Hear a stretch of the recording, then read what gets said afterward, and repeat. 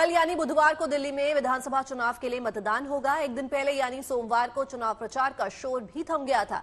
इस बीच मतदाताओं को जागरूक करने के लिए चुनाव आयोग ने कई खास तैयारियां की हैं। चुनाव आयोग लगातार प्रेरित और जागरूक कर रहा है। दिल्ली के 1,56,00,000 से ज्यादा मतदाताओं को मतदान के दिन मतदान केंद्रों तक पहुंचाने के लिए चुनाव आयोग ने अनोखा तरीका खोजा है। दिल्ली के वोटर्स को जागरूक करने के लिए इलेक्शन कमीशन की तरफ से 10 किलोमीटर लंबी विंटेज कार रैली निकाली गई, जिसमें एक से एक बढ़कर एक विंटेज कार्स ने हिस्सा लिया। 2014 में नेशनल ग्रीन ट्रिब्यूनल के एक आदेश के बाद 15 साल से अधिक पुराने वाहनों को सार्वजनिक स्थानों पर खड़ा करने पर भी मनाही है। ऐसे में इस रैली की ही वजह से विंटेज कार प्रेमियों को उन्हें देखने का मौका मिला।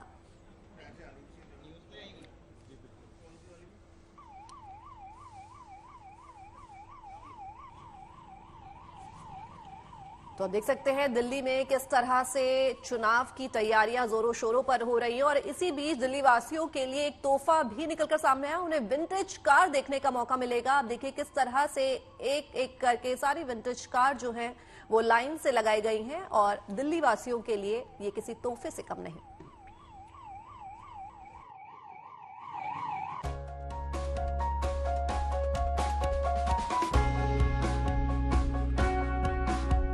आमतौर पर गैराज और म्यूजियम में दिखने वाली ये नायाब कारें यानी विंटेज गाड़ियां दिल्ली की सड़कों पर उतरी। इससे पहले ये दिलकश गाड़ियां अपनी दीदार करवाने के लिए मेजर ध्यानचंद नेशनल स्टेडियम में भी कुछ घंटों के लिए खड़ी रहीं। बीते जमाने की खूबसूरत गाड़ियों को आज के ट्रैफिक में उतारने का मकसद भी लोकतांत्रिक था। दिल्ली में आगामी विधानसभा चुनावों को लेकर मतदाताओं को जागरूक करने के लिए एक अनोखी पहल की शुरुआत की गई है नई दिल्ली इलेक्शन ऑफिसर की तरफ से। और इस वक्त सबसे पहले बता दूं मैं मौजूद हूं मेजर ध्यानचंद स्टेडियम में, जहां आपको ये शानदार विंटेज कार्स जो है वो नजर आने वाली है। करीब 50 के करीब यहाँ गाड़ियां इसी तरीके से जो है गाड़ियों का तांता लगा हुआ है और ये रैलियों में जो है इस वक्त अब शामिल होगी। तो सड़कों पर ये शानदार विंटेज कारों की जो रैलियां है वो लोगों का न सिर्फ अपनी तरफ ध्यान खींचने वाली है बल्कि वोट का अधिकार कितना है उसका महत्व भी समझाएगी। 70 विधानसभा सीटों के लिए 5 फरवरी को मतदान होना है। ऐसे में एक एक मतदाता की भागीदारी जरूरी है, जिसके लिए मेजर ध्यानचंद नेशनल स्टेडियम से लेकर मोती बाग तकरीबन 10 किलोमीटर तक विंटेज कार रैली निकाली गई, जिसमें मशहूर अमेरिकन कंपनी जीप की विलेज भी शामिल रही। 1960 में अस्तित्व में आई इस विलेज जीप ने 1971 के भारत पाकिस्तान युद्ध में भी हिस्सा लिया था।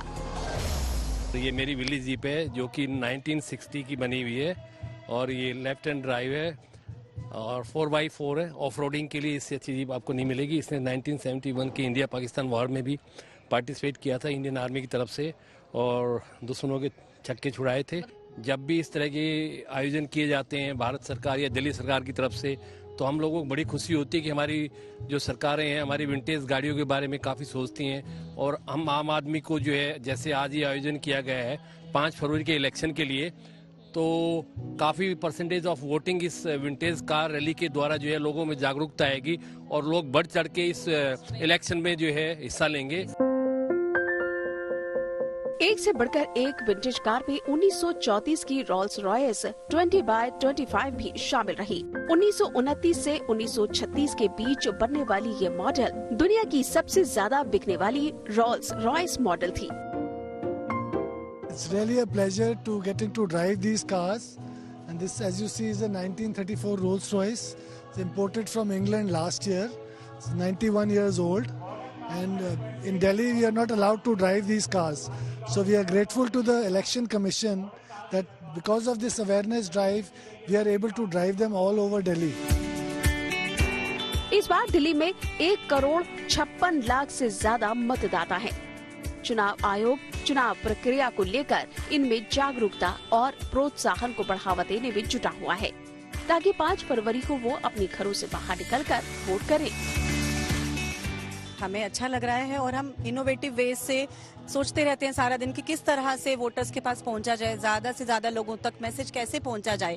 तो ये बड़ा ही अट्रैक्टिव सा लगेगा लोगों को कि like vintage car rally something really attractive and unique initiative. तो इसके थ्रू जो है, क्योंकि बहुत ही नजदीक है अब विधानसभा चुनाव, 5 तारीख बस आने ही वाली है, तो कैसा भी मौसम है, हवा है, धूप है, बस आप घर से निकलिए and you should be motivated to cast your vote. Vintage और क्लासिक कारों की इस रैली का उद्देश्य चुनाव के दौरान लोकतांत्रिक मूल्यों और मतदान के महत्व का संदेश देना था। इस विंटेज ड्राइव का उद्देश्य मतदाताओं का ध्यान आकर्षित करना और हर वोट की अहमियत को समझाना था। दिल्ली में मतदाताओं की सहूलत के लिए 13,766 मतदान केंद्र बनाए गए हैं, जिसमें 210 मतदान केंद्र मॉडल मतदान केंद्र होंगे। दिल्ली के हर विधानसभा क्षेत्र में एक मतदान केंद्र की जिम्मेदारी पूरी तरह से महिलाओं पर होगी, जबकि हर विधानसभा क्षेत्र में एक मतदान केंद्र दिव्यांगों की तरफ से संचालित होगा। पूरी दिल्ली में 70 मतदान केंद्र युवा केंद्रित मतदान केंद्र होंगे। 13,766 मतदान केंद्रों में वोटिंग के लिए 21,584 ईवीएम और 18,943 वीवीपैट मशीन का इस्तेमाल होगा। स्वतंत्र और निष्पक्ष चुनाव सुनिश्चित करने के लिए अर्धसैनिक बलों की 220 कंपनियां, 19,000 होमगार्ड और दिल्ली पुलिस के 35,626 जवान तैनात किए जाएंगे। इस बार भी लगातार 2 बार से दिल्ली की सत्ता पर काबिज आम आदमी पार्टी और बीजेपी के बीच मुकाबला नजर आ रहा है। दिल्ली से मनीषा लड्डा के साथ bureau report, good news today.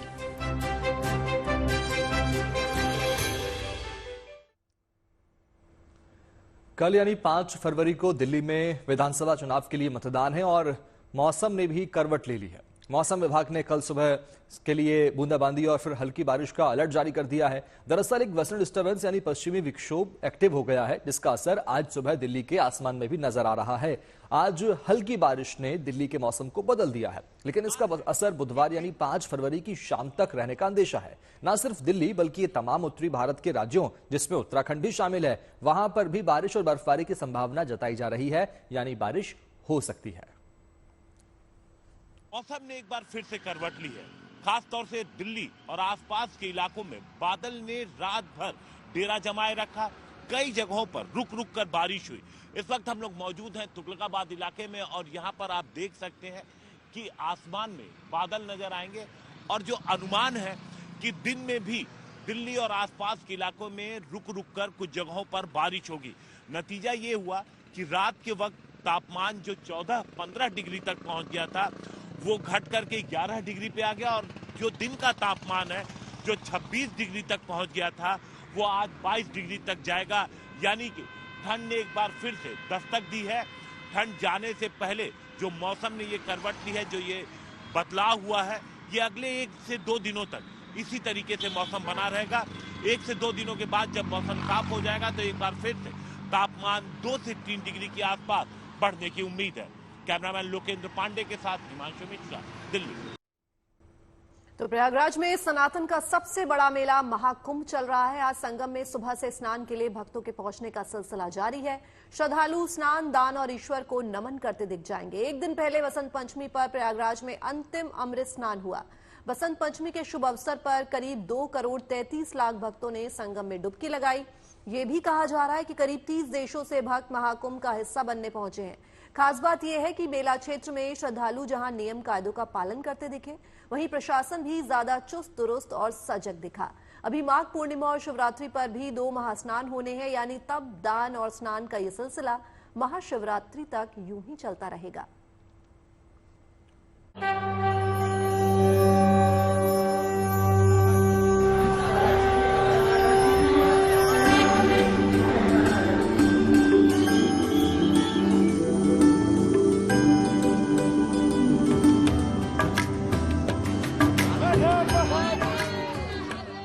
शरीर पर भभूत, मन में आस्था भक्ति की उमंग, किसी के हाथ में तलवार गदा है तो कोई डमरू की गूंज से संगम में सनातन का उत्सव मना रहा है।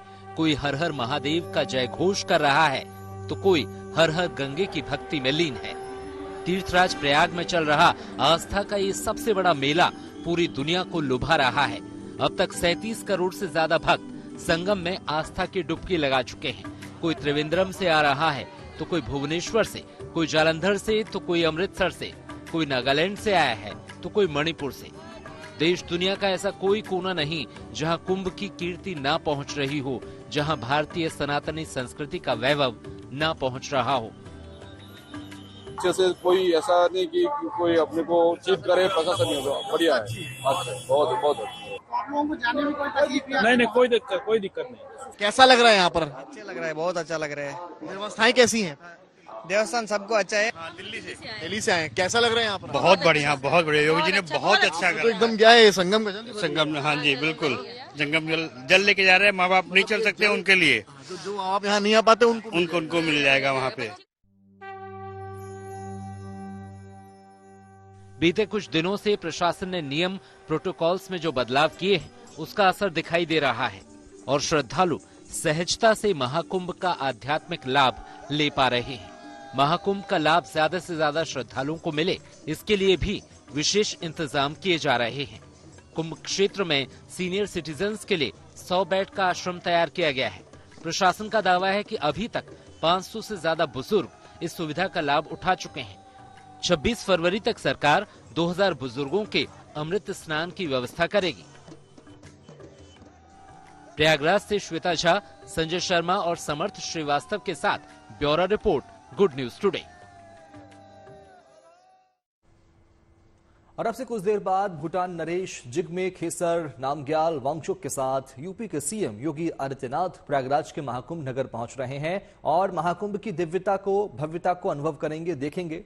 कल लखनऊ में भूटान नरेश के यूपी आगमन पर यूपी के सीएम योगी ने मुलाकात की और उनका स्वागत किया। आपको बता दें कि कल यानी 5 फरवरी को पीएम मोदी भी प्रयागराज पहुंच रहे हैं और पवित्र स्नान का लाभ लेंगे। ऐसे में सीएम योगी हेलीपैड से लेकर अरेल और संगमनोस तक की व्यवस्था को देखेंगे और परखेंगे। प्रधानमंत्री नरेंद्र मोदी के संसदीय क्षेत्र वाराणसी को इस दीपावली पर एक और तोहफा मिल सकता है। दरअसल वहां रोपवे प्रोजेक्ट बड़ी उड़ान भरने की तैयारी में है। देश के इस पहले पब्लिक ट्रांसपोर्ट रोपवे की अलाइनमेंट टेस्टिंग शुरू हो गई है। ये टेस्टिंग लगभग 1 से 1.5 महीने चलेगी। इस ट्रायल रन से पहले कोई अंतर्राष्ट्रीय मानक होते हैं जिन पर खरा उतरना जरूरी होता है, लिहाजा प्रशासन हर तरीके से अपनी तैयारियों को पुख्ता करने में जुटा है। इस प्रोजेक्ट के शुरू होने से काशी में स्थानीय निवासियों और श्रद्धालुओं को जाम से काफी राहत मिलेगी और समय भी बचेगा।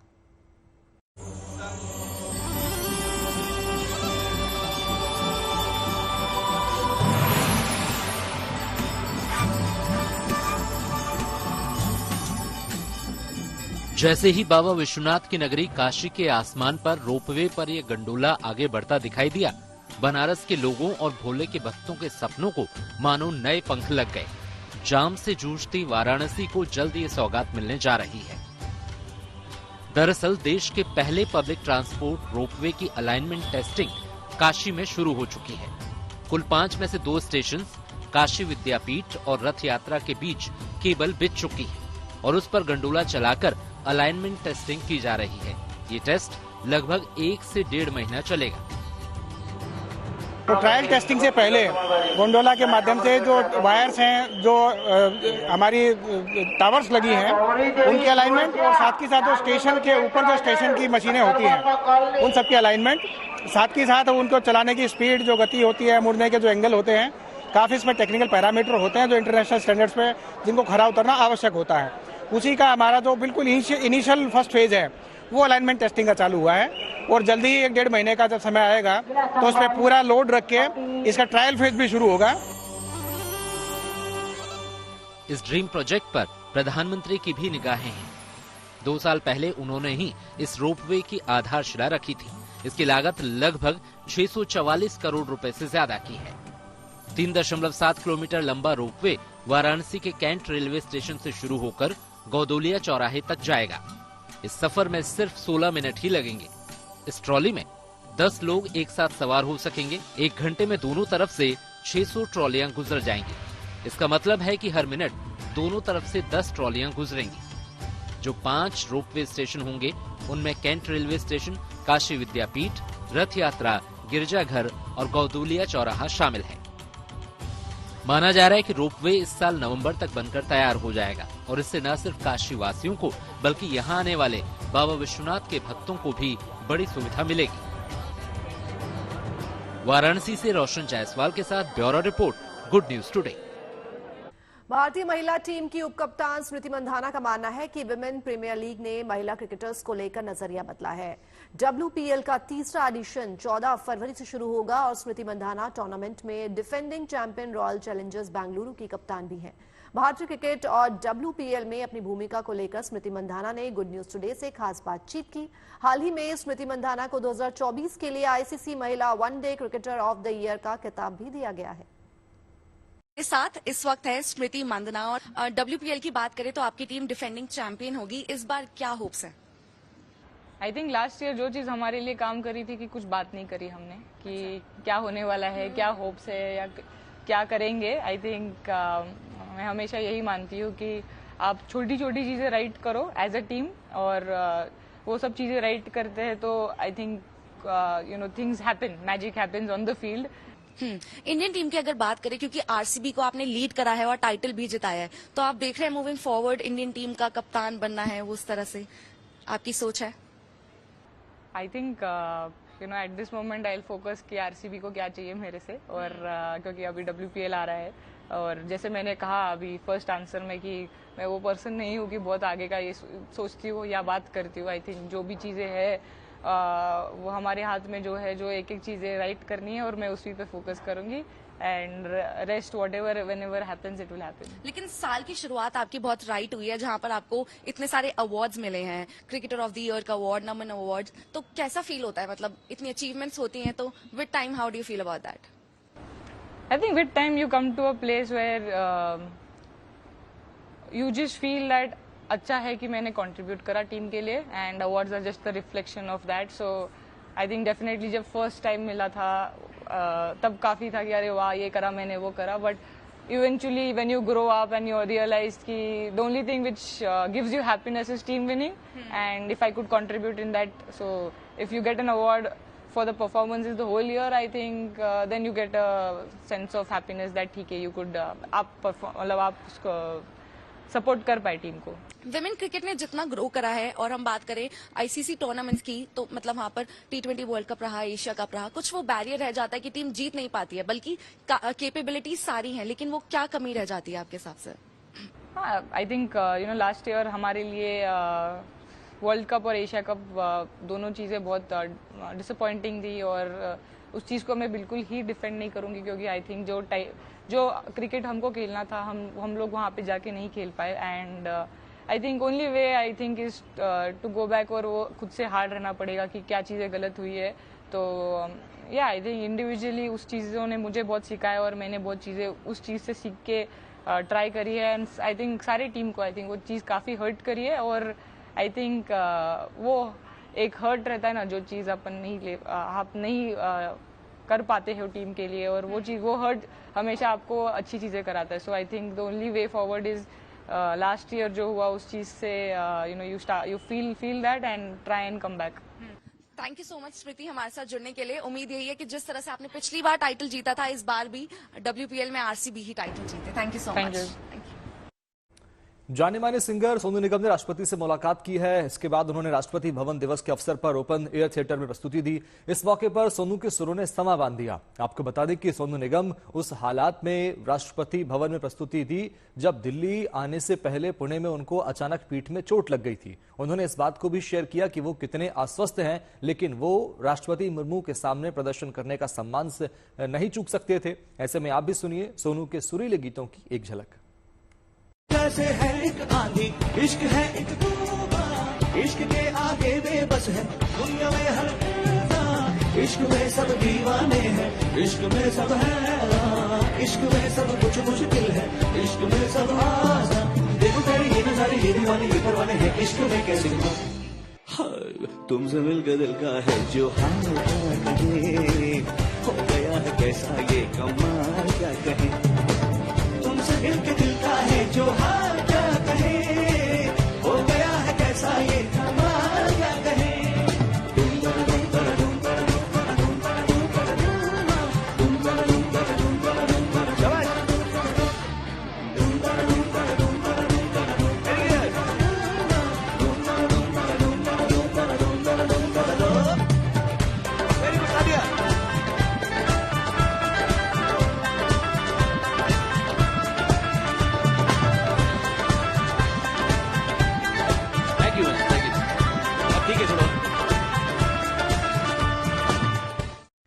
अली खान पर हुए अटैक के बाद उनकी नई फिल्म का ऐलान भी कर दिया गया है। उनकी नई फिल्म ज्वेल थीफ का टीजर रिलीज कर दिया गया है। टीजर रिलीज के मौके पर सैफ अली खान खुद मौजूद थे। उनके हाथ पर पट्टी बंधी हुई थी। आपको बता दें कि OTT प्लेटफॉर्म पर रिलीज होने वाली इस फिल्म में सैफ अली खान के साथ जयदीप अहलावत लीड रोल में नजर आएंगे। उनके साथ एक्ट्रेस निकिता दत्ता भी हैं। फिलहाल फिल्म की रिलीज डेट को लेकर कोई घोषणा नहीं की गई है। सबसे पहले मैं आपसे पूछना चाहता हूं, how does it feel to be back on Netflix? Gujarat के सूरत में एक शादी समारोह सुर्खियों में आ गया। दरअसल यहां यह शादी समारोह थाने में हुआ। बताया गया कि पहले खाने पर विवाद सामने आया, जिसको लेकर दूल्हा पक्ष बारात वापस लेकर चले गए। फिर पुलिस के समझाने पर दूल्हा पक्ष मान गया। ऐसे में दूल्हे और दुल्हन ने थाने में ही दोबारा शादी कर ली। कैसे, देखिए इस रिपोर्ट में।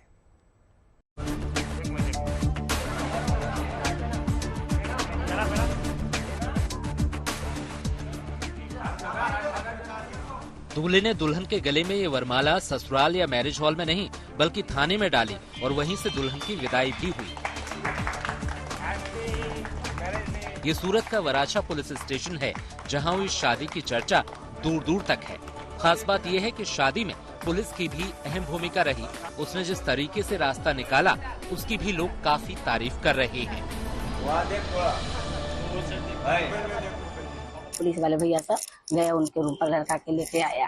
वो समझौता से न उधर से कोई रिक्जी हुआ, नहीं हमारे इधर से शादी हो गया। पुलिस वाला भैया बहुत भरोसा के दिया, हम लोग का सहायता किया, बहुत हुआ, बहुत हम लोग का सहयोग। हाँ, उनको तो जिंदगी भर हम लोग नहीं भूलेंगे। दरअसल दूल्हे प्रमोद महंतो और दुल्हन अंजलि कुमारी दोनों का परिवार बिहार का रहने वाला है।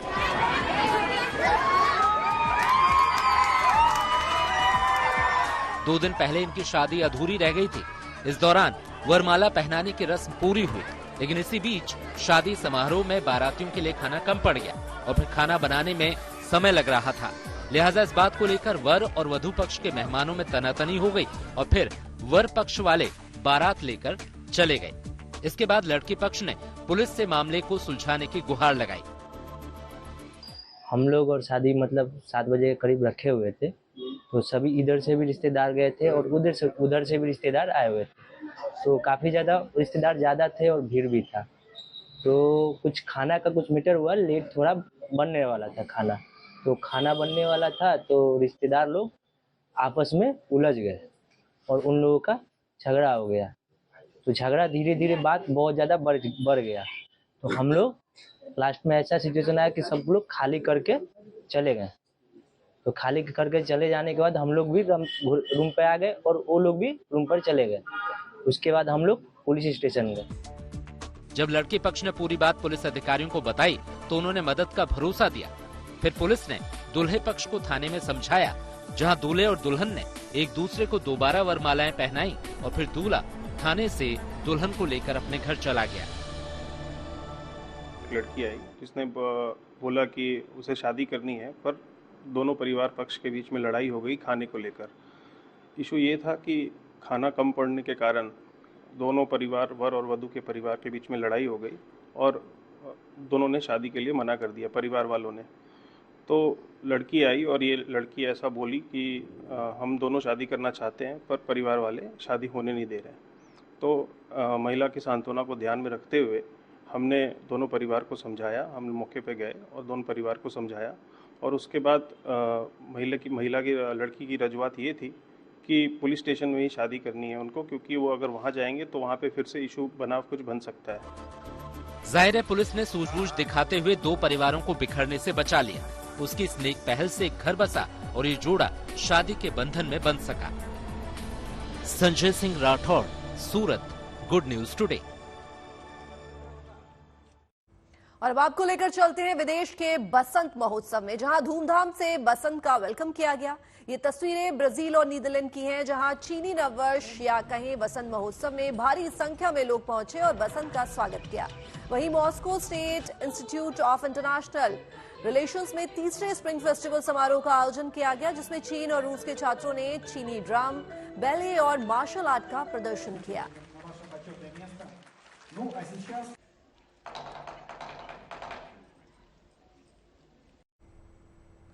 और आपको लेकर चलते हैं दिल्ली, जहां बच्चों में एआई के बढ़ते इस्तेमाल और उसमें भविष्य की संभावनाओं को लेकर जागरूकता लाने के मकसद से चैंपियनशिप का आयोजन किया गया, जिसमें हिस्सा लेने के लिए पंजाब, हरियाणा, आंध्र प्रदेश और तमिलनाडु समेत कई राज्यों के शहरों के और गांवों के बच्चे शामिल हुए।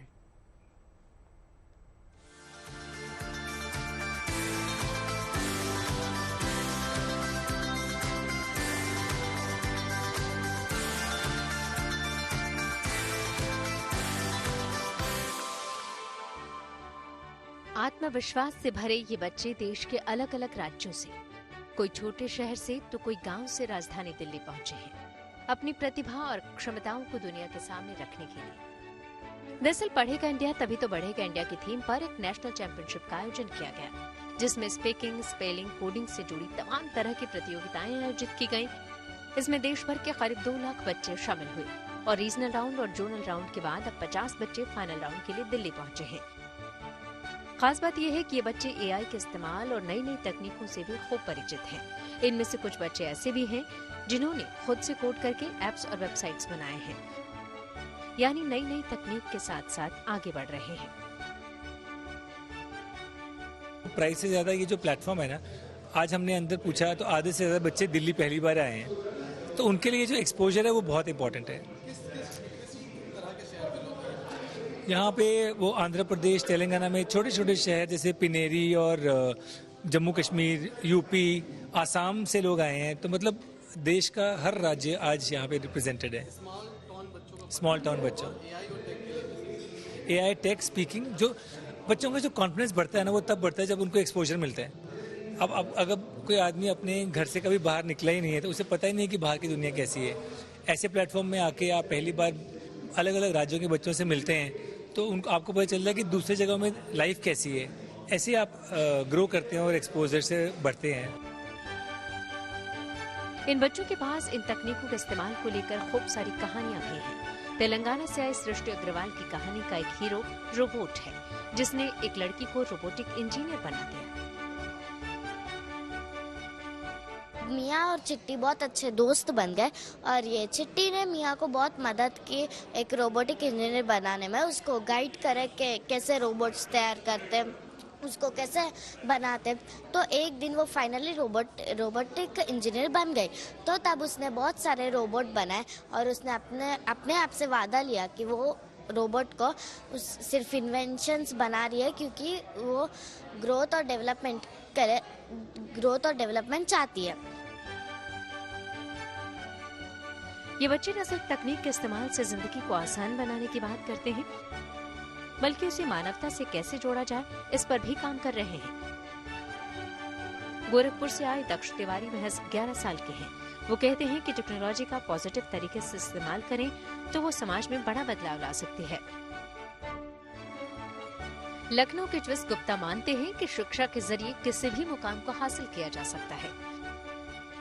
मैंने एक स्टोरी परफॉर्म की थी जिसके अंदर मैंने बताया था कि मॉरल था उसका कि अगर आप अपना दिमाग यूज करें, जो आपने पढ़ा है, अगर आप उसको यूज करें तो आप कुछ भी कर सकते हैं। जो आपके सामने डिफिकल्टीज हैं आप कुछ भी कर सकते हैं। इस आयोजन का मकसद छोटे शहरों और गांवों के बच्चों को बड़ा मंच देना था, ताकि छोटे शहरों के बच्चों में आत्मविश्वास बढ़े और वो एआई और टेक्नोलॉजी से भी अपनी पढ़ाई को जोड़ पाएं।